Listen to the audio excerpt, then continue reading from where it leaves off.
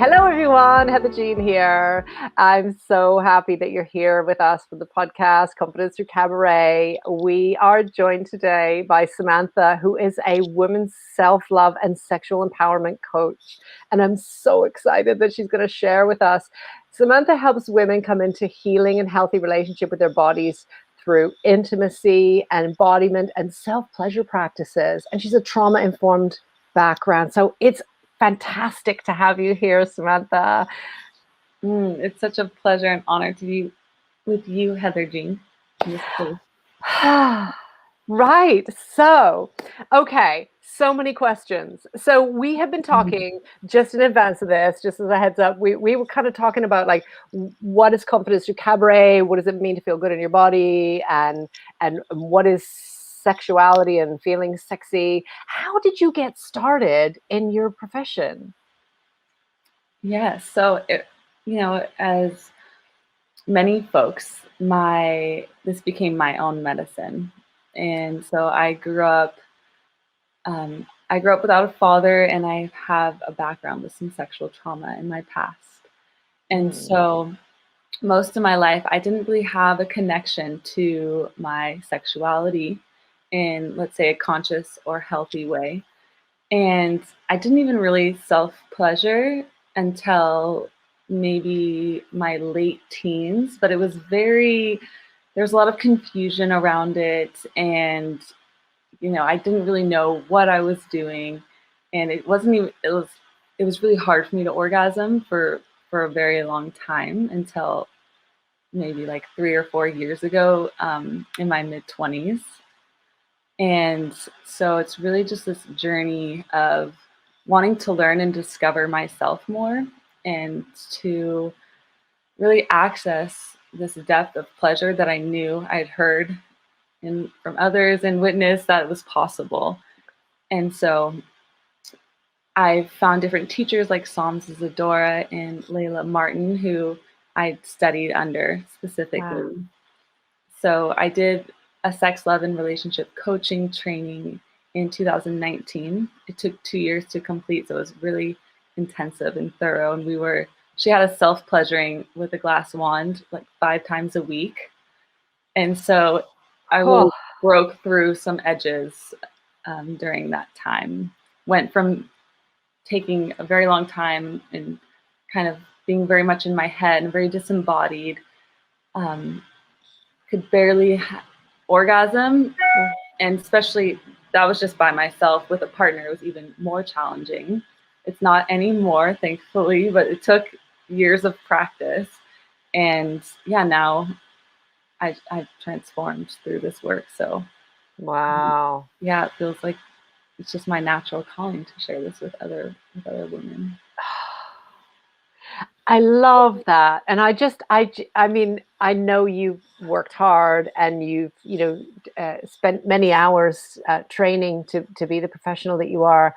I just wish every woman could have that training, or at least some of it, because I don't, I think a lot of us have that, whether we have a trauma background or not. I think we like, how do you learn this stuff, right? You're where are you going to get it from, unless I mean, not very many people's parents teach them, and then where do you learn it from? Right. And I think a lot of people don't even know that there are coaches like yourself out there.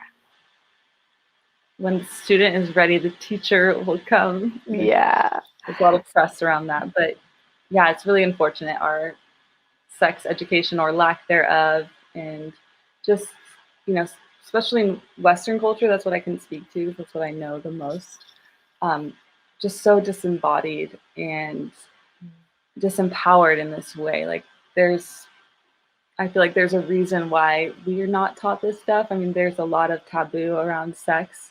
It's hyper-sexualized in many ways, and just lack of conversation around sexual trauma, how to heal those deeper wounds from our childhood and our past, and also, just this lack of conversation around the whole thing, and this this lack of community that we don't have that. And so our parents didn't have it, so they probably didn't teach it to us. And there's a lot of fear around it. And yeah, I envision a world where women, girls and boys from a young age are taught this in a conscious way so that they can choose how to relate to themselves rather than relating in unconscious ways to themselves and other people.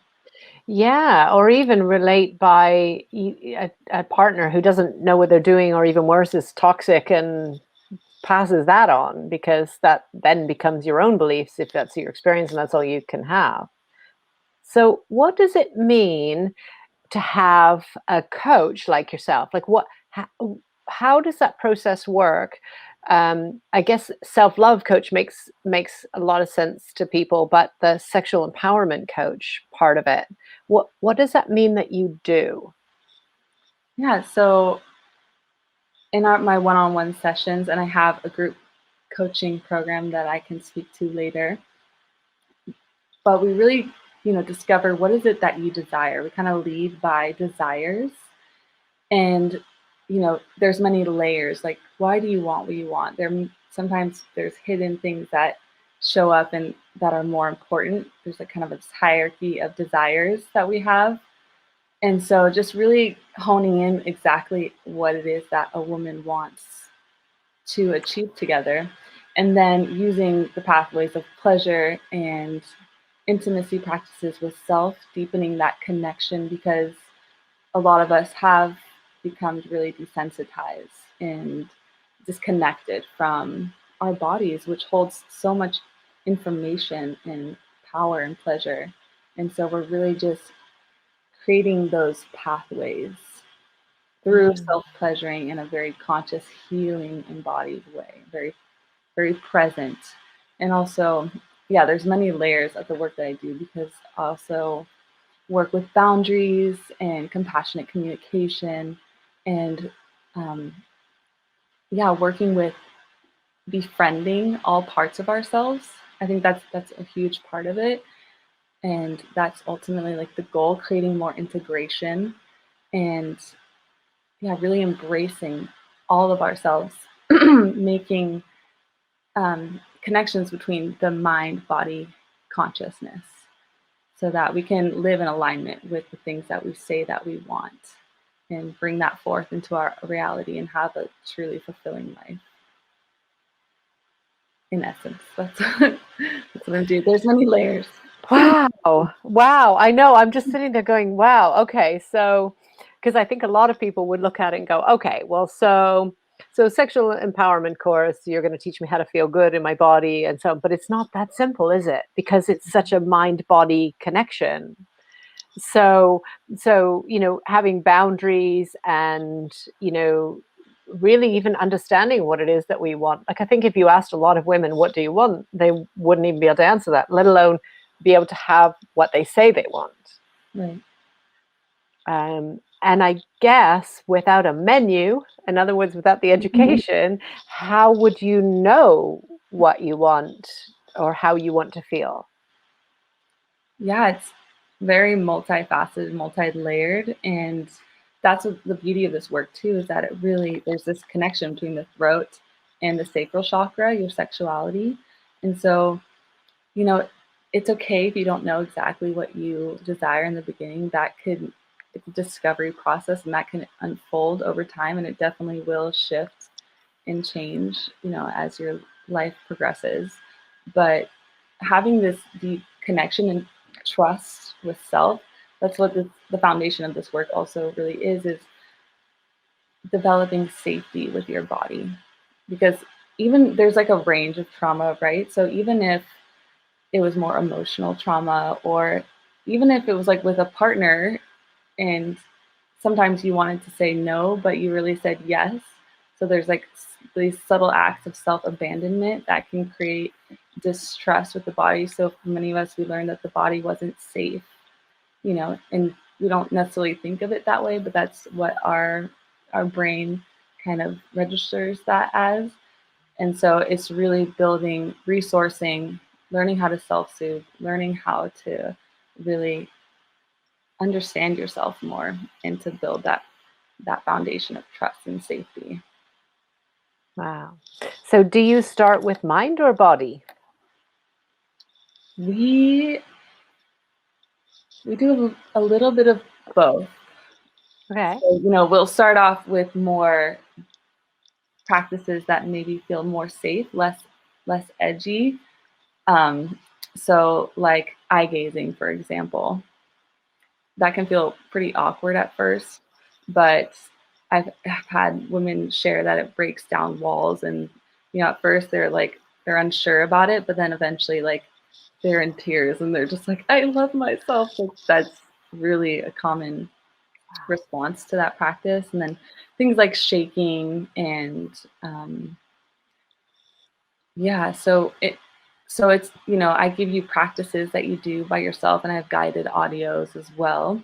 And then also in our one-on-one work, it's really important. I try to bring people back into their bodies because it's so easy to, especially in this world, to really be up here in our minds. So it's kind of a balance and a dance to, depending on the person where they're at. I try to meet people where they're at. And ease into the work. You don't want to shock the nervous system. Yeah, I can see why. Yeah. I so I'm thinking about somebody who, because we were talking before about, dance and how it's important that you feel good in your body and you're accepting of your body how it is. Even if you wanted to make changes, you still need to accept where you are. But how, how how do you start if somebody was listening and they're like, I don't even like my body, like, so I don't want it to feel pleasure, I mean, of course I want it to feel pleasure, but I don't like how it is, so why is it ever going to feel pleasure? Uh, is how important is body acceptance to that? Yeah, that's definitely a practice and a journey. I know for me, like, I had a lot of insecurity around my belly and my breasts, and I think those can be really common things. Mm-hmm. And so this work, sometimes it can happen. It's not really overnight. Like, these things take time and a lot of willingness to show up no matter what, being kind and gentle and really listening to yourself, but also, just showing up as best as you can, and having compassion too is really one of a foundation of this work, because, we've been raised in a culture that teaches us to that we're not good enough, and that we're always striving to look like this unattainable image, like in magazines and Photoshop, and it's just not reality. And so working with affirmation is really powerful, and just being gentle with yourself as well. And so what really helped me is breast massage, giving really loving breast massage and belly massage, like massaging different parts of your body, and just, it may not feel kind of like fake it till you make it a little bit. It may not feel kind of natural, or it may feel wrong, but over time, it, going slow and really talking yourself through it is really helpful. And again, affirming safety with your body. Like, I love this practice of just touching your body all over and saying, my body is beautiful, my body is safe, and just like really sending love through your hands. And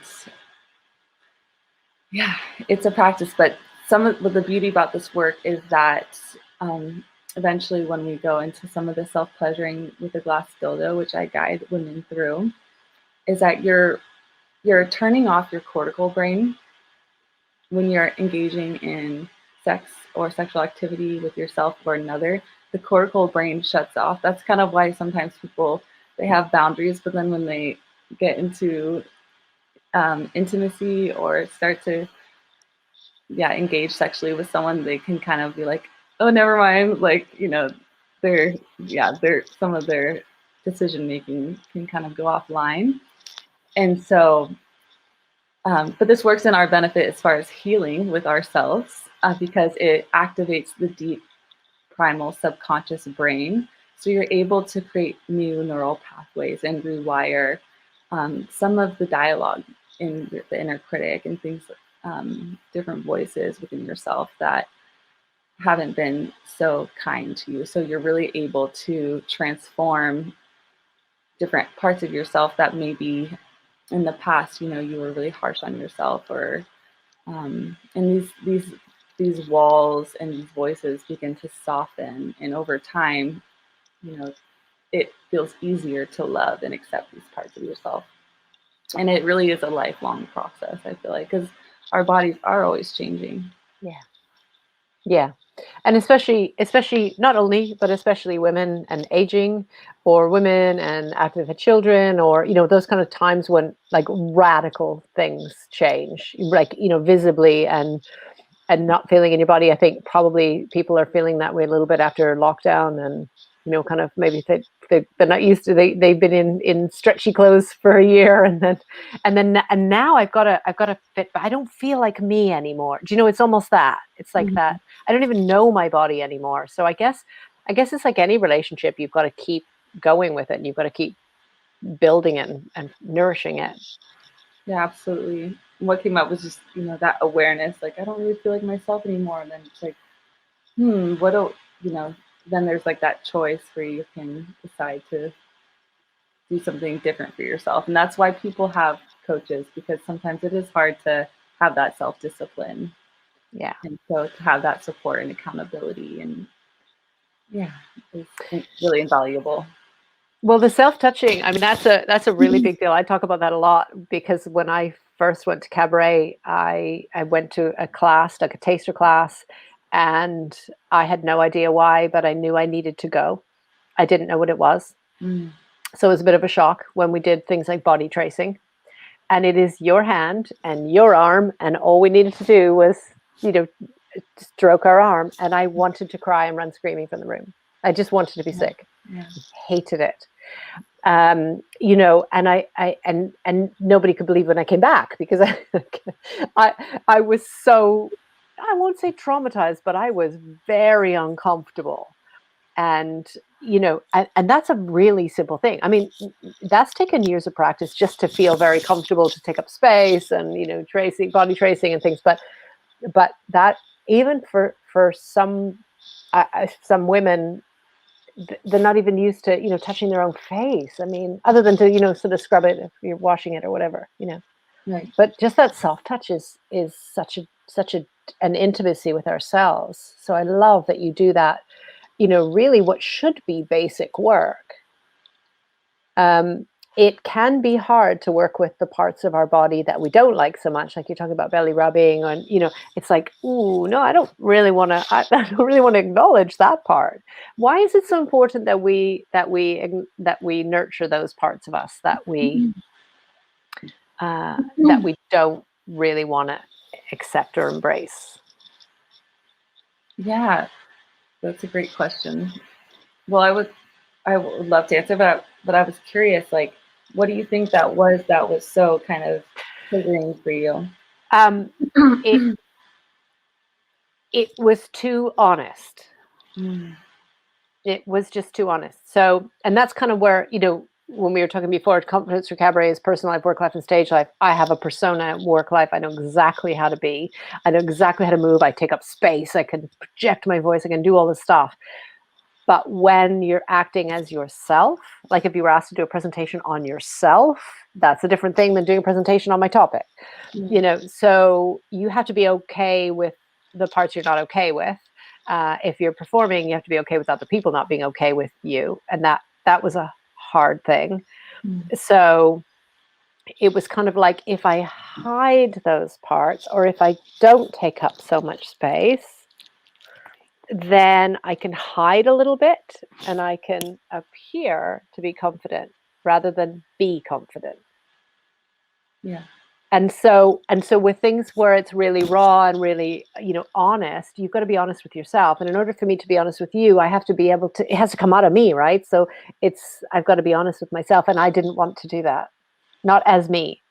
Right. So this was a very uncomfortable thing. And also not only just like stroking my arm, but actually taking up space, like my arm extended. It's like, oh, that's too much space. I like to operate in here. Right. So really, yeah, there's so many factors that could really influence someone to have resistance around, taking up space or even just, stroking their arm in a loving, sensual way. And there's a lot of narratives that we received growing up. One of I know a common one is that children or women should be seen and not heard, and Mhm. like women, you're too much, or like you know don't take up too much space, like fear around being seen, like Mhm. truly seen, fear of intimacy. So um, I one of my missions in life is to really end this cycle of abuse, generational trauma that has been passed down. And so that, what I loved about your story is that you had this like inner guidance that just like came out of nowhere and even brought you back after, you had that experience that was really uncomfortable for you. So I think there's so many reasons why this work is so important and valuable. To heal, if you want to really heal and end the cycle of abuse within your own family. Because I've talked to recently to some of my family, and I've noticed that most of the women in my family have experienced some form of sexual abuse as well. And I just want to normalize these conversations because we hold them in, we're afraid to talk about them. There's a lot of shame. Um, and I just want to normalize these things because I feel like life is too short and meant to be too beautiful and too celebrated to really live in this like really contracted way. And also there's this correlation between how we treat our bodies and how we treat the body of Mother Earth. And you can tell she's not doing so well right now. And so I feel like that, if we have this empathy for ourselves and this deep compassion for ourselves and treat ourselves with so much love and kindness, it's you can't do that to another person. You can't do that to the earth. So, there's a big responsibility in that way. And it doesn't have to be that large. That's just kind of what I've come to. But also I know a lot of moms, like they give and give and give. A lot of women have this conditioning around giving. And so, especially as a mom, to really fill your own cup, and anyone really, but to really nourish yourselves on those really deep levels, the amount of energy you'll have to really give um, in a way that feels really in alignment for you and not too imbalanced. So yeah, I love supporting mothers. I offer single mothers a scholarship, partial scholarship, and Oh, um, yeah, yeah. I want to see a world where women just love themselves. yeah. And I have grown up children now. So my youngest is 20. So when I look back, I mean, I think it's the most successful thing I ever did is being a mom. I did everything that I would have wanted, and I thought ahead to, how would I want them to be, what kind of people do I want them to become, and what goes into that, so that they understand. But the thing that I missed, and we always miss something, was about self-care. So my children don't practice self-care because they never observed self-care, because they never saw me doing that. So if we don't make time for our own pleasures, if we don't make time to get to know ourselves, then how do our children then emulate that? Right. They probably don't, unless they somehow come across a teacher or a coach like you. Yeah, leading. All we can really do is lead by example. And Yeah. children, they pick up, implicit and explicit information all the time. Mm. Yeah, and they're more likely to listen to what you do than to what you say. Right. Yeah. Say what I do, what I say, not what I do. Exactly. Quite Yeah. work that way. But it's interesting, because I think a lot of women, particularly when it comes to their own sexual pleasure, they're guided by their partner. Mm-hmm. So it's kind of like, oh, I like when you do that, rather than this is what I want. I don't even know what I want. It's that kind of a thing. Or they'll go along with something that they don't want to do because they, for some reason, feel like they can't say no. And I'm not saying that there's even necessarily anything bad going to happen if they do say no, but a lot of times they don't express themselves to Right. say no. And that's the boundaries piece, I guess, that you're talking about there. Yeah. And yeah, so many of us contract our pleasure out to other people. But really it's coming from, of course, this inner source within us. And so it, all of these practices are really just bringing you home to yourself and deepening that self-love and that self-care. Yeah, because there's sometimes my partner doesn't want to have sex, and I can get upset sometimes. But then I'm like, oh yeah, like I can do that for myself. Like I can, and I'll. It's kind of like taking your power back, and it is really empowering because it's like I don't need you, but I want you. Coming from that place in relationship, and then yeah, they're like even I can have so much deep healing from self-pleasuring. And I can notice there can be like a subtle resistance to that, in my own life, there's been a subtle resistance to being fully happy, allowing myself to be fully happy. And so it's been a journey like this. That's why self-pleasuring is such a powerful way to really bring all these pieces together. Yeah. And I guess that piece about, how do you like to be touched? If you can't answer that question, right. then there's some exploration that you need. Right. Yeah, and it's helpful. Everyone benefits when a woman is self-pleasuring and connected to her pleasure and her sensuality and to her body. Yeah, everyone benefits. Yeah, absolutely. Okay, so I have a more technical question, which is about why a glass dildo? Yeah, so I like a glass dildo or a crystal wand. Like I recommend obsidian or jade just because of their properties. It's a really cleanly. Like bacteria can't really get into jade or obsidian, and either glass. And you can warm it up. That's like a pro tip. You can heat it up before you start. That's basically what I learned on, and it's really helpful because sometimes using your hand can be really uncomfortable, and can actually create a lot of pain in your hand. And so the glass wand or the pleasure wands just really help access deeper parts of your cervix, of course. And that really helped me from having like really superficial clitoral orgasms to having like deep, full body, multiple orgasms. And it's powerful. It just can, access certain points that it's challenging by yourself. Yeah, and I suppose you're if you're thinking just about your hand, then it's like one shape, whereas you can have different like wands that Right. have different shapes as well. So Okay. presumably, then there's some variety there as well.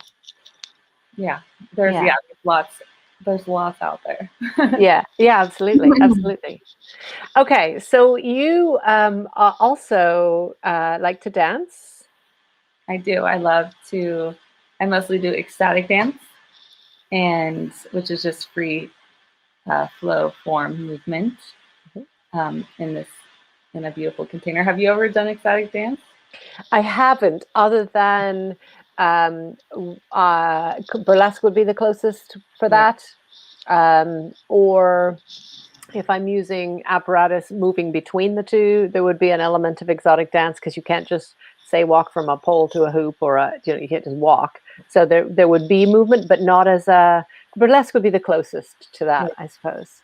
So ecstatic dances, there's a DJ, and this is a sober environment, and everyone is just dancing to the DJ, and they're dancing however they want. So like you could add burlesque in there or sensual dancing, but it's really it was freaky at first, actually, to like, again, that intimacy and the vulnerability of being seen.